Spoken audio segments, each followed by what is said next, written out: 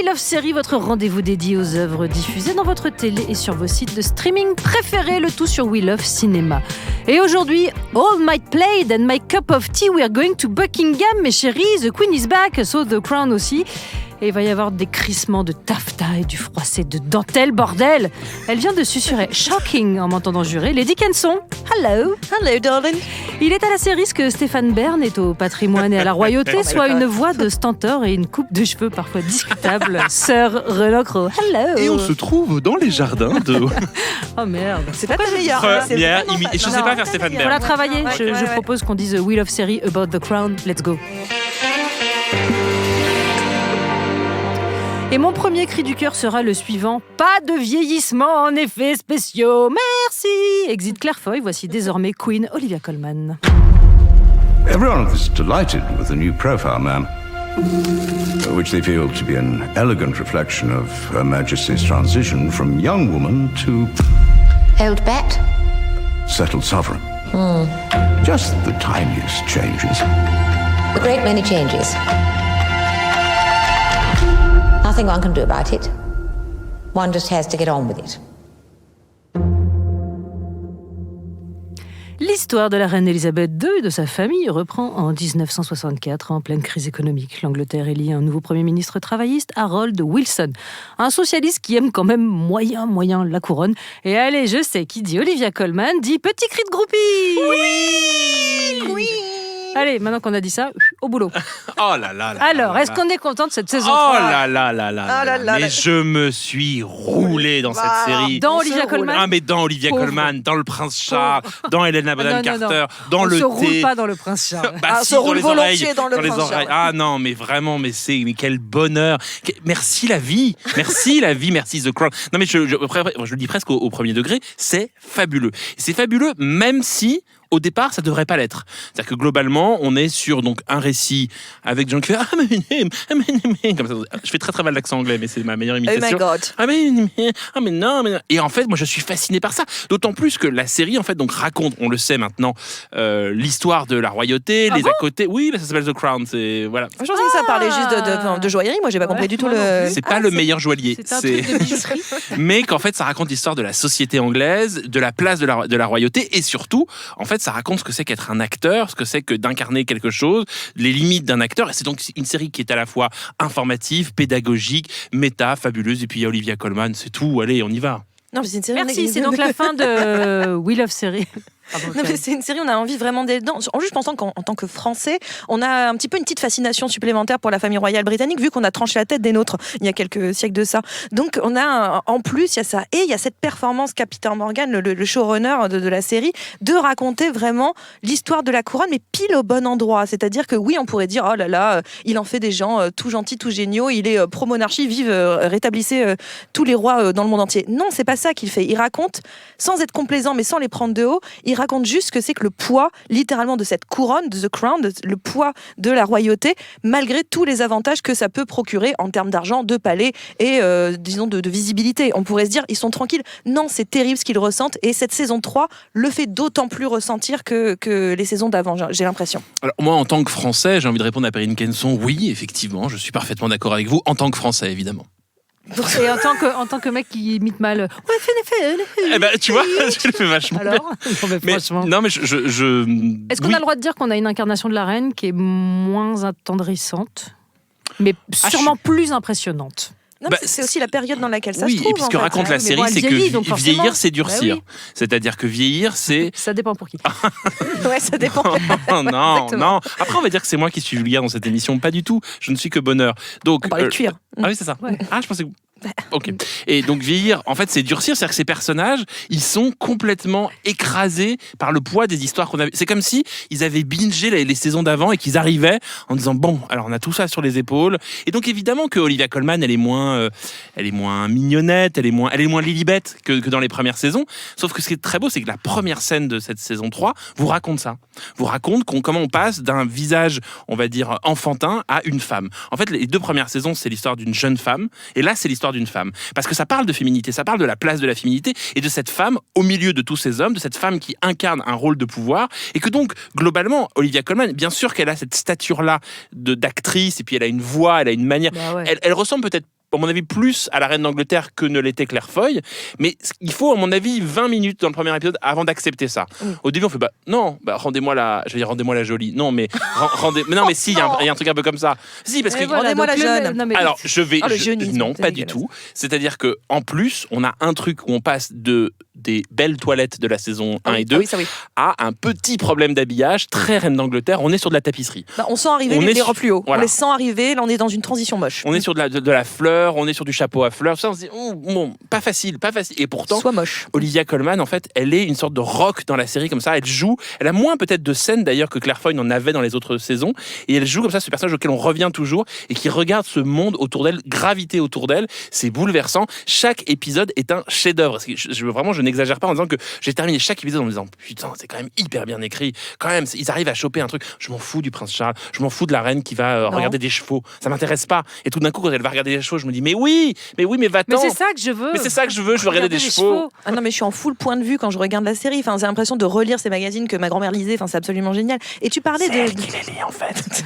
Je suis elle. Non, mais quand tu parlais de Lilibet, c'est assez touchant parce qu'en effet, elle est peut-être moins Lilibet, mais quand Lilibet ressort justement dans cette saison-là, c'est d'autant plus mignon, c'est d'autant plus touchant parce qu'il y a ce petit truc de l'étincelle revient à un moment donné parce que c'est quelqu'un qui est un petit peu éteint. La situation de l'Angleterre est aussi très compliquée. On est en crise. C'est une Angleterre qui est moins glorieuse sur le point de vue international et elle représente encore cette gloire de l'Angleterre. Et ce que je trouve assez fascinant, c'est on l'entend dans l'extrait qu'on a passé au début, c'est la dernière phrase qu'elle dit « One just had to get on with it ». Et c'est l'idée de il faut avancer, il faut continuer. On n'a pas le choix. On n'a pas le choix de faire avec l'âge, avec le temps qui passe. On n'a pas le choix de faire avec cette situation de l'Angleterre. On n'a pas le choix de faire avec notre rôle. Donc c'est une série c'est une saison qui est, je trouve, plus que les deux d'avant, qui étaient déjà sur ce poids de la représentation, ce poids de je ne peux pas exister comme je le voudrais, je dois exister en fonction de mon rôle. Là, on a en plus une forme d'amertume, on a une forme de résilience et on a le poids des années. En fait, maintenant, c'est elle terrible. Elle le sait que ça va être ça, sa vie, de serrer les dents, de se taire, de faire le dos rond sur des trucs insupportables. Mais ils l'ont intégré tous et ils en souffrent en réalité tous. Mais ils serrent les dents, ils pensent à l'Angleterre pour le coup.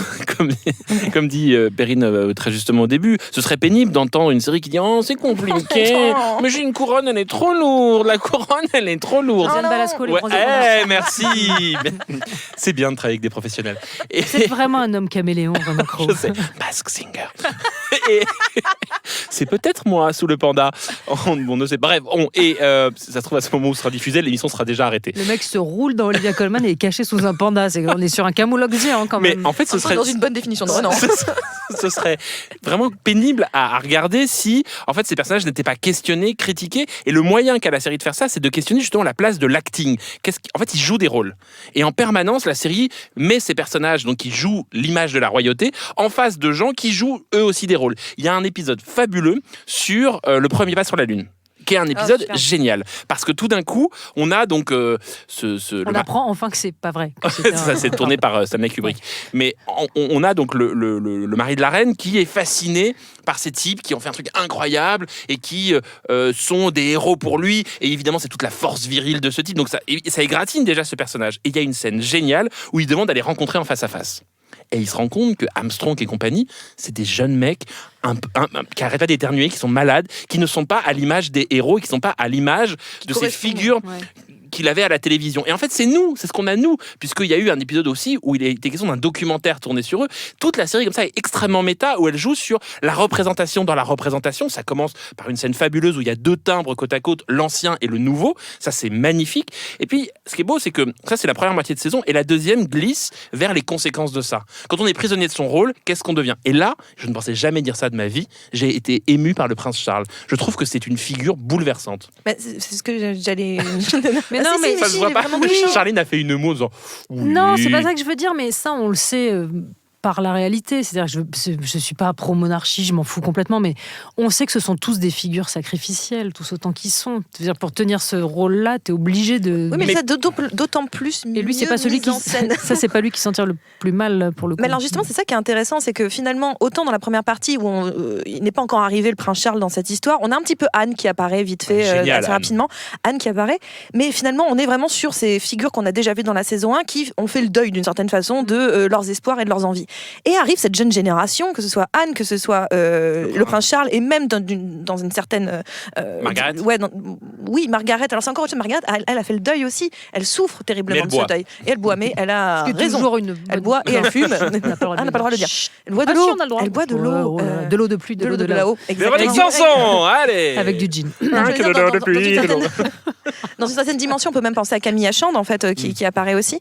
Mais c'est encore cette jeunesse qui veut se battre contre ça, dire je veux exister. Mais là où on a mis 2 saisons avant pour faire taire un tout petit peu cette envie-là chez la reine et chez Margaret, et ben là, en 2 épisodes, on leur dit tu vas bien te la fermer parce que ça ne peut pas. Donc, c'est pas dit comme ça. Non, mais beaucoup plus. Je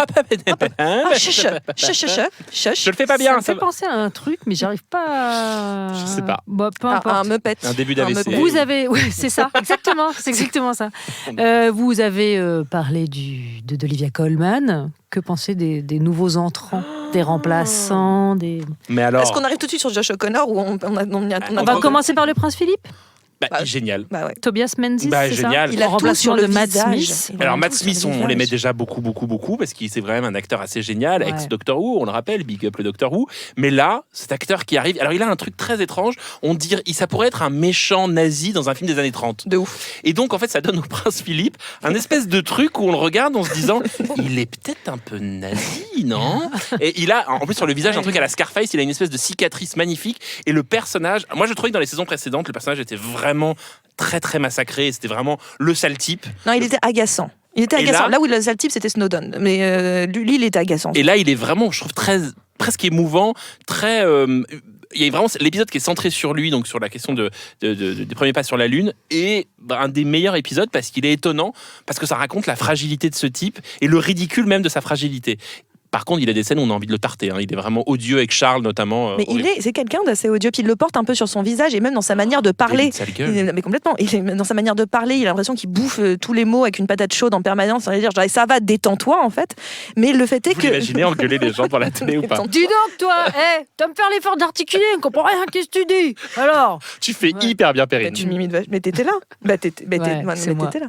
Mais le fait est que il est intéressant parce que et ça c'est quand il veut se montrer vis-à-vis des autres. Mais quand il est face à la reine, il a compris là où il se battait un petit peu plus dans les 2 premières saisons pour exister un peu plus, pour ne pas être seulement le prince consort, mais d'être le roi. Là, d'un seul coup, il a complètement admis d'être le prince consort et il a ravalé totalement son rôle. Et en ça, il est tout à fait vraiment touchant. Et Tobias Menzies arrive à avoir cette espèce de bouillonnement intérieur, cette rage intérieure qu'il garde très bien avec sa mâchoire comme ça, un peu raide. Avec sa face bien tendue. Tu sais, comme il n'y a pas l'image, le geste que tu fais pour montrer le menton raide, ça s'appelle créer de l'image chez l'auditeur, créer du fantasme, Madame Alors, Roux. on va revoir le fantasme. Enfin, pas Helena Bonham Carter en Margaret. Helena. C'est-à-dire que ça devient une ponctuation. Oh là là, mais oui, mais dites, mais Helena. Alors, attention Helena, on a quitté Tim Burton, ce qui était un beau geste à mon avis, où Tim Burton t'a plutôt largué. Attention, on a des petits Roland de je suis une sorcière un peu fait. Bon, il y a des moments c'est un peu compliqué, mais... T'as vu ça toi? Parce que moi j'ai vu ça à aucun moment. Si, il y a des moments... J'écoutais plus, vous voyez les gestes. Il y a des moments où elle est un poil encore chez Burton, mais alors quand elle est justement... quand on retrouve l'actrice qui en fait un peu moins des caisses, elle est incroyable. Et le personnage de Margaret, moi j'étais team Margaret dans la saison précédente. Normal. Tout le monde. Mais on était tous Margaret. Et là, Margaret, c'est vraiment... Pour le coup, on parlait de figure sacrificielle. Elle mange, franchement, c'est compliqué, quoi. D'où l'alcool. Mais il y a un épisode, donc c'est l'épisode 2 qui est centré sur elle, qui est fabuleux, qui est vraiment le personnage. En fait, ce que la série nous laisse sous-entendre, c'est et si ça avait été elle? Et on voit comme une espèce d'effet assez rigolo qu'elle aurait été une autre reine et ça aurait été une autre histoire. Oui, mais en même temps, c'est tué dans l'œuf cette histoire-là aussi, encore une fois par le prince consort, qui est vraiment assez fascinant. Mais en plus, ce que j'aime beaucoup, c'est que là où il y a de l'amertume chez un peu tous les personnages, il y a cette espèce de résilience. Elle aussi, elle est dans la résilience, mais autre chose, c'est-à-dire on voit l'effet de l'oisiveté sur une personne. On voit l'effet totalement négatif de cette royauté. Là où je parlais de non-complaisance de Peter Morgan, c'est pas qu'il a de la complaisance pour le personnage de Margaret, c'est qu'il montre littéralement ce que c'est que le danger de ne rien être vraiment, de ne rien faire. Puis d'être le vilain petit canard. Après, d'être aussi le vilain petit canard, mais ça, c'est une autre position. Mais ajouter le vilain petit canard, plus le fait qu'elle n'a aucun rôle défini, elle va revivre le temps d'un épisode parce qu'on va lui donner quelque chose à faire, et à la fin, on va tuer ses espoirs. Et ça, moi, ça m'a brisé le cœur en regardant l'épisode. Et il faut dire que la saison se termine par un épisode chial. Les 10 dernières minutes de la saison Avec 3. les je les ai, je les ai vus en flou, moi. C'est ça. Bah oui, je pleurais tellement. C'est vraiment, vraiment très. Et on peut parler du prince Charles ou pas? Josh O'Connor. Non, bah, vas-y. Le prince Charles. Le prince Charles. Non, mais Josh O'Connor, c'était, je pense, le choix le plus parfait. C'est ce jeune homme qu'on avait découvert notamment dans le film qui s'appelait Seule la Terre, si je ne dis pas de bêtises, et qui il a ses petites oreilles décollées, il a ce petit air. Elles sont décollées minimes. Elles sont décollées, franchement. Oh non. On n'est pas sur une Danny Boone. Voilà, on n'est pas sur une Danny Boone, mais on est en décollage quand même. Le mec, il prend pas le vent très bien. Mais le fait est que. Alors ça passe. Alors moi, je fais une imitation de Véronique Sanson, je me fais tacler. L'autre, Moi, j'ai l'impression qu'ils ont poussé un peu. Elle fait du l'oreille décollageophobie et voilà. Ouais, bon, peut-être. Mais le fait est que. Le mot était beaucoup trop long. Beaucoup trop long. Mais non, mais il est très touchant. Il a ce côté très maladroit, très mal dans sa peau, très mal à l'aise du prince Charles qui ne sait jamais où se mettre. On a l'impression que le gars essaie de se plier en quatre pour rentrer dans un coin. C'est ça qui est beau, c'est un puceau sauvage quoi. Et c'est sauvage, mais sauvage de rien du tout. Ah mais si, il est là. Je les vois courir dans les grandes herbes. Tu vois, alors vraiment, moi, le prince Charles, je l'adore parce que tu vois qu'il est comme ça. J'ai envie comme ça dans tous les épisodes. Et il est trop mignon. Avec une dresseuse qui arrive et qui fait oh, calme-toi, petit puceau sauvage. Ça, c'est la reine. Et il est comme ça. Ah là là. Et quand il rencontre Camilla, qui devient quand même Camilla Parker Bowles après, la Camilla d'aujourd'hui. Alors bon, on va dire que la série la flatte un peu parce que l'actrice est quand même. Non, mais alors la série, moi justement, j'ai un petit problème avec l'actrice qui joue très bien, c'est pas la question, mais je la trouve presque, et pardon pour mon vocabulaire, presque trop bonasse en fait pour le rôle, c'est-à-dire qu'elle est bonasse. presque limite vulgaire. C'est ce qu'il était en train de dire. Non, mais non. Et moi, je l'ai dit avec des langages un petit peu élevés, elle a pas compris. Non, mais elle est pas très jolie. Elle me fait un doigt, c'est ça hein? Non, par les yeux. Et donc, elle te fait un œil. Mon œil. Mais elle est pas très très jolie. En fait, elle est même plus vulgaire que jolie. Et je trouve que ça rend pas très hommage à non, mais Camilla. ce moment où, comme ça. Est-ce qu'on a envie de rendre. Pardon, excusez-moi, on va briser un énorme tabou. L'histoire qui suit, on la connaît par. Non, mais est-ce qu'on a envie. Oui, mais est-ce qu'on a envie de la rendre jolie, sympathique mais si, parce qu'en fait, on a envie de sauver Diana. Non, mais choisis ton camp. T'es team Diana ou t'es team Camilla. Il n'y a pas de. Ah, mais moi, quand Diana arrive, je veux que ce soit un personnage de RuPaul, et qu'elle arrive comme ça. En catfight. En catfight, comme ça, donc elle enlève sa robe, comme ça. Bonsoir, la reine, je suis Diana. Et je serai là, oui, tapez-vous, oui, c'est ça que je veux. Quand tu vois l'actrice qu'ils ont choisie, ça risque pas d'arriver. Mais non, mais je veux que Diana soit une méchante. Diana, c'était une méchante. C'était une méchante déguisée en gentille, mais c'était une méchante. Moi, je vais à un concert avec Elton John. Non, Diana, c'est pas une méchante. Tu te calmes. Concert. De toute façon, pour l'instant, elle n'est pas encore dans la série. Est-ce qu'on peut renouveler cette série et comment? Et surtout, est-ce que c'est ça qu'on veut?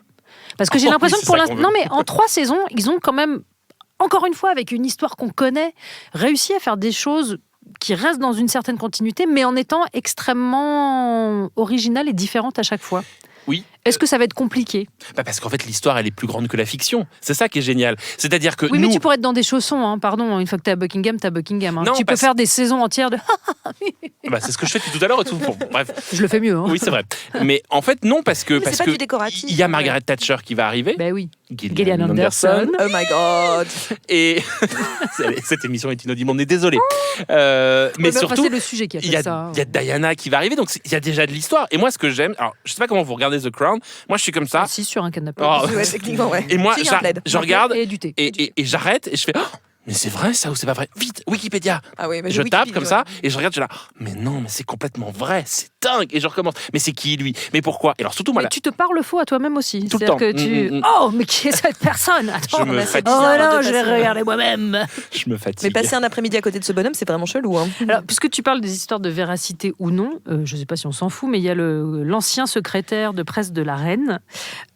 Qui était assez furax en fait. Porchy. Il était fufu. Ouais. C'est de mauvais goût et totalement infondé. Alors on va commencer à se poser le problème de est-ce que ce qui est raconté est vrai? Est-ce que c'est romancé? Coquinou. Et surtout, est-ce que c'est important? Ah non. Mais pas du tout, c'est forcément J'aime fictionnalisé. bien quand je fais un truc en l'air comme ça un peu. Voilà. Je jette la phrase. Mais non, pas du tout, puisque de toute façon, c'est de toute façon fictionnalisé, même si on est adapté de faits réels pour le coup, et qu'en effet, on a envie de Wikipédier à la fin de chaque épisode. Tu mets un i, toi, moi je dis Wikipédia, et toi tu dis Wikipédia. Excuse-moi, oui, je suis un petit peu. Wikipédia, donc. C'est pas Wikipédia. Ah ouais, mais voilà, merci. C'est tout. J'aurais Voilà, appris point vocabulaire important. Et donc le fait est que voilà, on a envie, mais ça, il faut quand même que ça reste de la fiction. Et en effet, tu disais, c'est de l'histoire qu'on connaît déjà, mais il faut la rendre encore un petit peu palpitante. Et il y a cette capacité surtout à... Parce que là, la saison 3, c'est 13 ans à peu près, je crois, qui se passe. Il y a à peu près 13 ans qui se passe. Et donc, ce qui est la force de la série, c'est ce rythme qu'elle arrive à trouver. C'est un rythme très royal. C'est à la fois se hâter sans avoir l'air de se presser. Et c'est... oui, ça, c'est très royal, messieurs, mesdames. Et donc, je trouve que c'est... la punchline. T'es en jalousie, je je suis en te jalousie vois. totale. Mais... Allez, pleure. Mais pleure intérieurement, comme la reine. Oui.